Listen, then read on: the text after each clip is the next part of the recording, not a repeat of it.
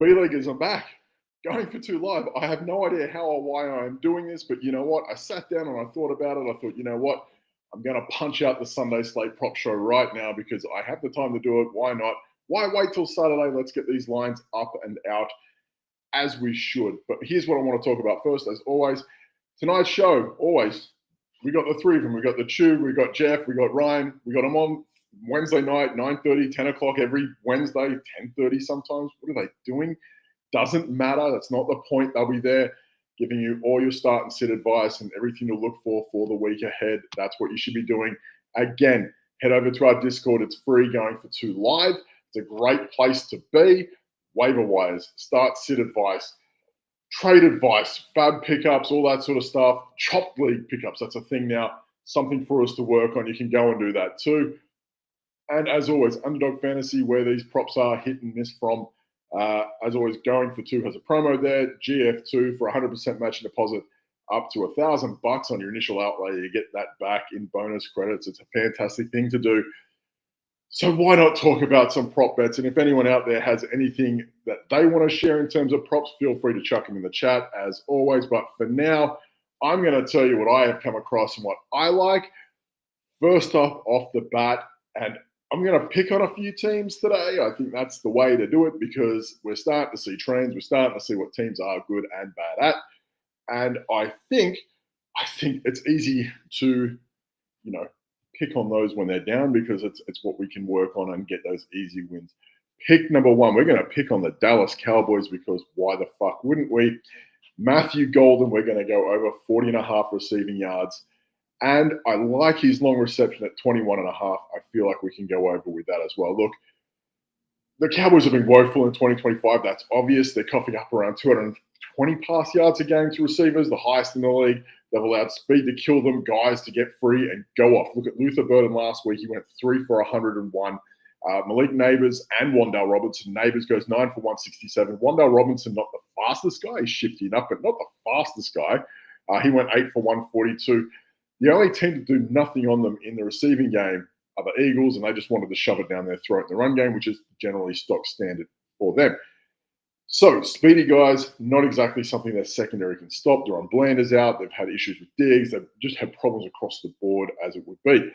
Matthew Golden's an interesting case. Obviously, he was a big rookie first-round sort of guy that everyone wanted to get on. He had a quiet start to his career.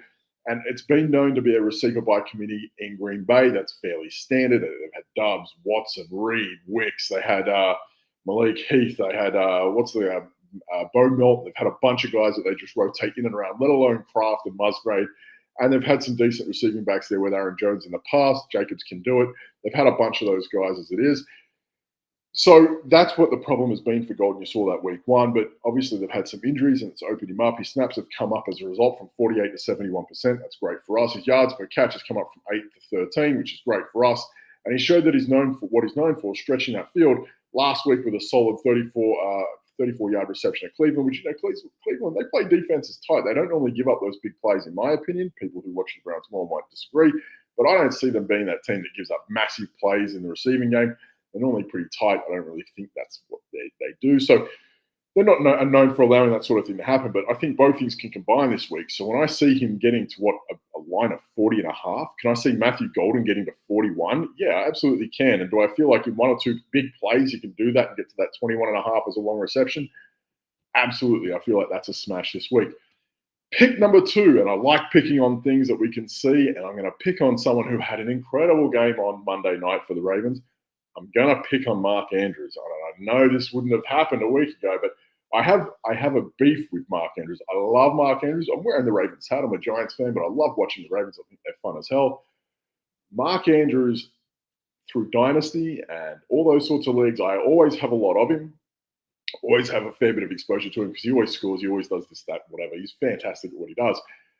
However, he is never fantastic against Kansas. He sucks. I bench him anytime I see the Chiefs and Mark Andrews, it's a wash for me. Look, the cowards at Underdog, and I'm going to go on a rant here, they haven't floated out anything out there for Mark Andrews other than a touchdown, and I'm going to get into what not to do when they drop eventually. Now, I feel like the reason why a lot of Andrews is in the Lions haven't dropped because I don't know if Isaiah Likely's been ruled out yet or not. I haven't heard. But if Likely is out, I'm sure they'll start to stitch up some Andrews props based off what they had on Monday night. And provided he's healthy, he didn't get any nicks and niggles, as it were. However, he came just off a 6 for 91 and 2 weekend versus Detroit. And I get that they don't want to expose themselves too much to. The house always wants to win. And this is what happens for him. He's, again, generally to me, he's a top 5 tight end in the game when he's been used the way we know he can be used. The problem with that is the way he has been used versus Kansas sucks. He absolutely tanks.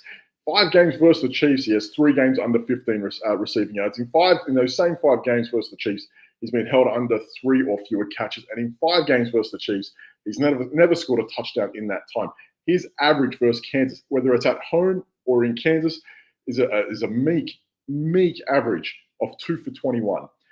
It's not very good. So, for his average versus them, generally, or whatever it may be, he had one good game, was 5 for 57 4 years ago in 2021, which buoys everything else he has to 2 for 21. Think about that. If he is having 5 for 57 and his 5-game average is 2 for 21, that shows how terrible he has been versus Kansas at home or in their own. When his lines drop, we can go lower on yards, touchdowns, and receptions. It's just not going to happen. I don't see it being there for him. Pick number 3. I like this one. I like the Mark Andrews one. I like this one. Jordan Mason, yards early Sunday game versus Pittsburgh in Dublin. I'm going to go higher than 17.5 rush attempts, which is a high total for running backs generally. I don't like chasing high totals. You know how I feel about that. There's so much that can go wrong when you're on your way. Pittsburgh, in terms of what they are giving up, they're allowing 26 rush attempts per game and being able to drag themselves in those standard, piss porous Aaron Rodgers games, which are slow as hell and boring to watch. And we get that on a Sunday morning in London or Dublin or wherever the fuck they're playing. And it's going to kill us at 9:30 in the morning, but that's fine. Look, we've seen a clunky Patriots 3-headed committee give us 22 rush attempts between the 3 of them. We have also seen, where are we now? Walker and Charbonnet, they got 28 between them and 19 from Breece Hall. He's the only one that has gone over the 17.5 quota by himself, although I think maybe Ken Walker had 18. I could be wrong, probably wrong. And 27 total from the Jets RBs as a total in week 1. All of these teams have a general committee about them. They have multiple guys that can get them there. Without Aaron Jones, they don't really have what they have. Cam Akers, Zach Scott. I don't really feel like those are the guys that are going to protrude into anything that Jordan Mason does in this game. Now, in a game which the Vikings slapped the Bengals early on, the game was off by halftime. Jordan Mason in his first game without Aaron Jones, I should say those names together in simpatico. It's not very good, but either way, he had 16 rush attempts without Aaron Jones being there with him, which is fairly good. He probably got pulled a little bit too early, and the other guys behind him had 13 between them running out the clock because it's really pretty much a dead game. Again, in a slower, more competitive game, Mason, he probably doesn't cruise too far past that 17.5. I can see him getting to 20 on a game which maybe the Vikings can control a little bit more with Carson Wentz on the road. I feel like that might be something we can look at as well. Pick number 4, Baker Mayfield. I hate taking against Baker Mayfield because that jammy little bastard always goes wrong against us. But Baker Mayfield lower than 1.5 passing touchdowns versus Philly. It's a tough ask for him, right? So look, this is a very interesting match to me to see in week 4, purely because the Bucs are decimated at this point. And they also met the Eagles at this time last year as well, where they beat them at home, where they're playing them at home again, 33-16. So they were able to get a win against Philly at home. So beating Philly isn't a problem if they're healthy. They're just not healthy. Look, they're in their own right, 3-0, like the Eagles. They had to fight for those wins a little bit more shaky than how the Eagles came about it. Week 1 game against Atlanta was tough to watch. And there was another one in there who was at Houston 2 weeks ago. It was really rough to watch them kind of pull them back towards the end. And then you're adding in what they beat Tyrod and the Jets. It's not really something that you can really hang your hat on. They've got to good 3 wins with a beat-up team. I don't think this is the game where we can go, oh, yeah, well, they're going to do the same again against the Eagles because, they did it last year. I think that's the way to do it. But the problem is they're already wearing thin as a receiving group. No, Godwin probably. I doubt he plays again. I think he's out for another couple of weeks anyway. Evans pulls a hamstring. He's out for another month. Buka, he's been banged up as well. You're looking at really, and this is the scariest thing you can say, their healthiest wide receiver is Sterling Shepard, who's never really been a beacon of health. So Kate Otton's hiding. If you're looking at receiving options, maybe Bucky Irving. That's what you're looking at there for the Bucs, for Baker Mayfield to get over that 1.5 receiving line for touchdowns. I really don't know if that's there for it. Add to it, the Eagles have only allowed 3 passing touchdowns this year, so won a game. I really don't know where the Bucs find success in this realm. Pick number 5 is a sad one for me because I like, again, to pick on bad teams. Keenan Allen, we're going to go higher than 49 and a half receiving yards at the Giants. Did we not see what Tyquan Thornton did to them? What about Pickens and Lamb? What Thornton had, 91 yards? Pickens and Lamb, 200 between them. Deebo Samuel, 77. Look, this isn't a matter at this point of it's the slot receiver that does well versus the X receiver that does well versus the Z receiver that does well against whatever the Giants corners and slots do. It's not really about that. The Giants are just terrible. And like, that's it. Any one of them can have a big day, and that's how it is. The truth is all receivers are generally getting the best of the Giants corners. Drew Phillips, I love him for IDP. He racks up a lot of tackles. He's been a great pickup for me in that regard. But like, he gets targeted for fun. They see this matchup and they go at him. How many times did you see Tyquan Thornton go long? He's getting a flag, or he got pulled like two plays in a row. He might have had 40 receiving yards in those 2 plays in a row. And like, it's like it doesn't matter. Like, they're just hammering them. And it's not like Keenan Allen's going to be making those plays. That could be Glad McConkey. That could be Quentin Johnson. It could be Trey Harris. It could be any one of those sorts of guys. But it doesn't matter at this point.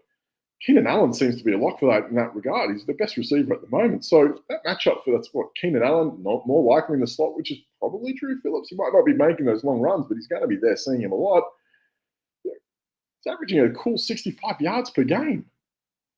I understand, like, they'll be winning the game and they'll want to run the ball a lot more, but they just lost the running back. You can't just go, okay, Omari and Hampton, let's go 30 rush attempts and 1 hit. They're probably still going to have to throw it about to preserve him too. So the idea that we have, a 25-yard discrepancy or 15-yard discrepancy on what the line is giving us at 49 and a half and what Keenan Allen is averaging, I feel like that there is a good thing for us. And a bit of the cheat code for this line as well, if Jackson Dart can actually turn up and do some damage and keep the Giants somewhat respectable, keep this game flowing, which I don't think anyone's really got in the cards. If we knew what Jackson Dart was for the first 3 weeks, these lines would be completely different, but they aren't at this point.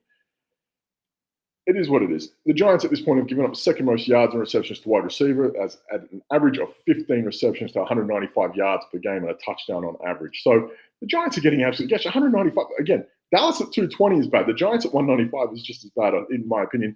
And those are some pretty good matchups for us to exploit at that point. That's easy. Look at that. 5 picks, Sunday slate. Nice. How you going? I'm Dan at the B League. Says, as always, come find our Going for Two Live Discord. It is free. It's a fantastic place to get all your questions answered and everything else as it is. Going for Two has an affiliation with Underdog as always. GF2 is your promo code, 100% matching deposit up to $1,000 on your initial outlay, and credits coming back to you. That's another thing to do. And you can parlay all these things that get you plus 1,500. You could retire, really. I mean, that's probably not a bad thing. Why not retire off 1 bet, 5 props? It's just really an easy way to go. But either way, we're going to wrap up this one more time with all these props as we're going. Matthew Golden over 40.5 receiving yards and long reception of 21.5 at Dallas, which is fantastic. We've got the indoor track. Pick number 2, Mark Andrews, lower on everything, including a touchdown. He's going to go lower on 2.5 to 3 receptions. He's going to go lower than 25 to 30 yards. It's going to be happening. Book it. Pick number 3, Jordan Mason. We're going to go higher than 17.5 rush attempts away in the UK/Ireland against Pittsburgh. Pick number 4, Baker Mayfield at home to Philly. We're going to go lower than 1.5 passing touchdowns. And pick number 5, Keenan Allen, higher than 49.5 receiving yards at the miserable, no good, dirty down dog New York Giants. As always, I am Dan at the B League Says. You can come find me wherever, including our free Discord. As always, have a great day. Safe bets, happy punts. Cheers and goodbye.